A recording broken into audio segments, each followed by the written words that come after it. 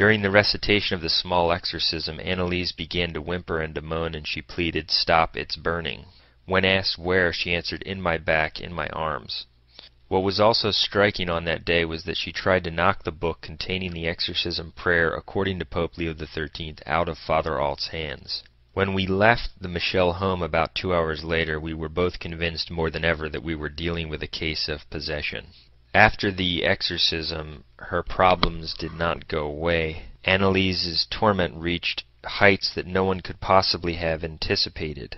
Sleep was nearly impossible, allowing her at most 1 or 2 hours uneasy rest. She rushed through the house, up and down the steps, bucking like a billy goat. She knelt down, then got up, again with incredible speed, until her knees swelled and were ulcerated. Her coarse, incessant screams, rising and falling like waves scudding against a rocky shore, echoed from the walls.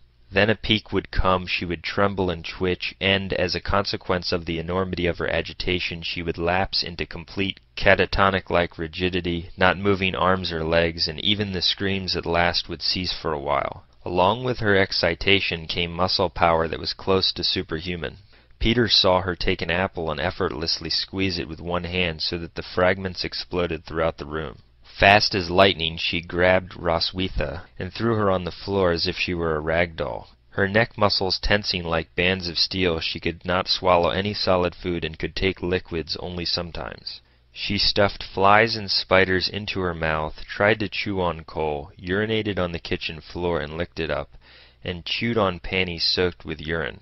Love became hate, her family learned to duck her vicious blows.